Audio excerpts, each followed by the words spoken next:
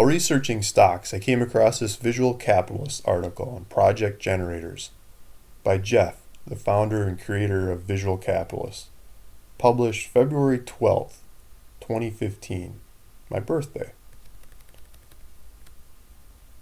Project generators are explained as exploration risk for lower cost.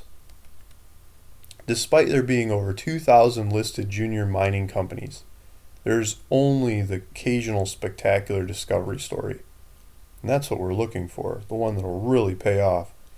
The odds of success are already stacked against individual resource investors. How do we pick through all those companies to find the one that's going to take off? Project generators have succeeded to reduce risk and offer more value to investors by using a different exploration model. This model is described as a typical junior versus project generator, where the typical junior has one or two projects, project generator has many. The typical junior uses internal funding to test their projects. They literally print shares along the way as they need money, hence diluting out the shareholders. Whereas a project generator trades off bits and pieces of the projects that they dreamt up to get money to test those projects and hopefully retain a large enough interest in those projects to matter when and if those projects turn into new mines.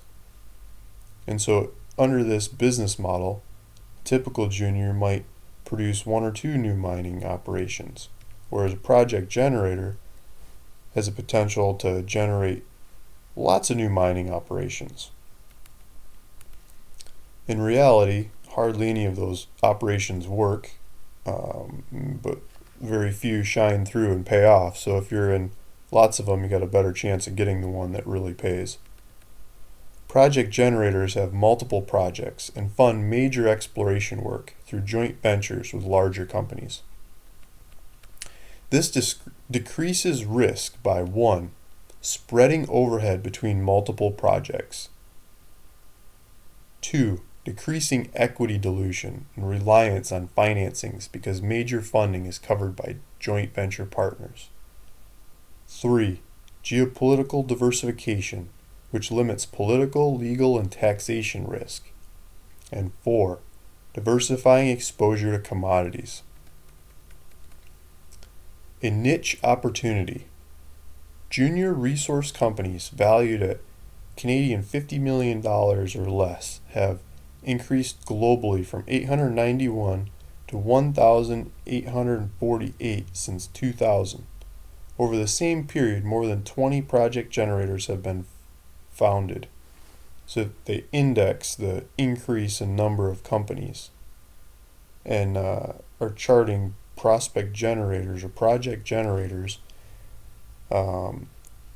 increasing in the number faster than the increase in number of regular project companies. They're saying that the space is growing faster than the overall space. With companies facing tougher market conditions, investors are becoming more interested in the reduced risk of project generators. 4 reasons to consider owning a project generator. Number 1, project generators have outperformed the market. That's my favorite reason. This chart is showing an index of project generators outperforming the market in yellow on the top, and the first 2 years of a bull market and the last 3 years of a bear market, and then what's happened to the rest of the project companies. Even though the market went up, they kind of went up a little bit. When the market went down, they seem to go down a lot more. Shares in listed project generators are up 121%, while the index of sub-Canadian $50 million market cap companies is down less than 55%. Down 55%. That's a big difference. Up 121% versus down 55%. 2. project generators have more skin in the game, stock held by board. So they're charting how much of the outstanding stock is held by the board members of these companies. And by their numbers, 11% of the outstanding stock of these companies on average is held by project generators boards, whereas 7.6% is held by the regular juniors board. They've got this other graphic, bunch of bubbles showing the market caps of these different companies, the size of these markets and things. So the board shareholdings percentage on the left goes up, with project generators being the highest percentage, and market caps on the bottom, with Toronto Stock Exchange venture companies being the smaller companies, the junior index somewhere in between, Australian Stock Exchange just a little bit bigger market caps on average, and project generators kind of in the middle market cap wise. The AIM market in London looks like larger numbers of companies, good sized market there, but not as much board ownership as project generators. On the other hand, more than the Toronto Stock Exchange Venture or the Australian Stock Exchange. And then the Toronto Stock Exchange companies has the least board shareholdings, but also the largest market cap averages of the group. Let's move on to number 3. Joint venture money working for shareholders. So the first graphic is comparing to the second graphic, where first graphic is money printed by the company, shares printed up by the company to get money from the shareholders to fund projects, versus partner funded projects, where they trade off pieces of the projects to get money to test the projects and move the projects forward. This is saying project generators have secured $2 in joint venture funding for each dollar in equity funding. $412 million versus $226 million. So they're spending 2 times as much of their partner's money as what they're spending on their own. That gives you a lot better gearing to go find something. Project generators represent less than 1% of the market, but provide exposure to almost 500 projects and 112 joint ventures. Those are big numbers, but I think what matters is the highest quality of those. And I think the quality of the projects and the project generators stands out because they need partners to work those projects. And that's a qualifying factor of its own. So I think those numbers generally point to higher quality projects too.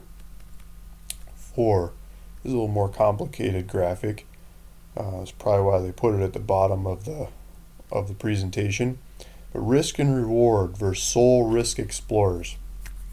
I think what they're trying to say is that reward is the highest in the early stage when you start to find something.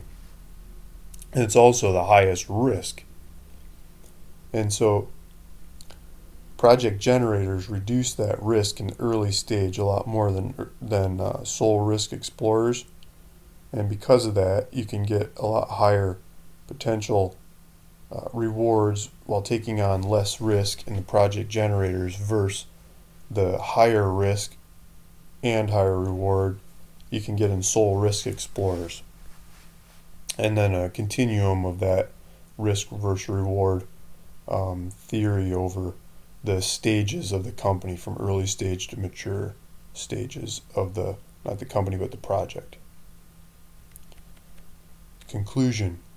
Project generators diversify investors' money over several projects and invite third parties to fund exploration. Multiple industry partners validate management's technical and commercial prowess for potential investors. I think that's my favorite part of this whole presentation. Let me say that again. Multiple industry partners validate management's technical and commercial prowess for potential investors.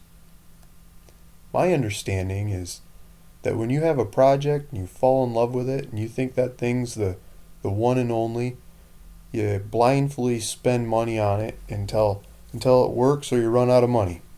And that's the vast majority of the marketplace. Whereas prospect generators that stick to the prospect generation model, they know they've got to get someone else to spend money on that project. And it keeps them in check. So when they fall in love with a project and they can't get anyone else to fall in love with that project too, it starts separating the lower quality projects from the higher quality projects, the ones that have a better chance of happening. Better chance of happening sometimes means that you can land the partner with the big funds and the knowledge base of people and tools and expertise and backing to make that project happen that you can't do on your own. And so those major companies' commercial prowess and their technical abilities really counts at making these projects happen. So if you can't land those guys, it's time to move on to the next project. Prospect generators, project generators do that. They continuously vend off the ones that aren't working and come up with others. If they're creative enough to come up with others, they come up with others and they try those. They see if they stick to the majors. And in that fashion, they go through a lot more projects and stick around without spending all our money to get there. And it increases the shots of the one that can make the massive discovery. So if we go back to the top of this presentation, when they were talking about the 1 in 2,000 that makes a spectacular discovery story, and the one that gets all the newsletters talking and bragging and getting you to subscribe, and the reason most people are attracted to this sector is because of those spectacular discovery stories and being invested in one of those that can pay off wildly.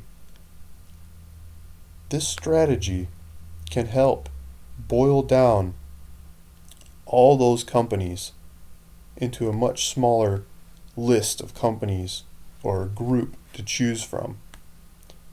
And that's my passion, is focusing in on that small subset of this sector that's summed up in this infographic by Visual Capitalist.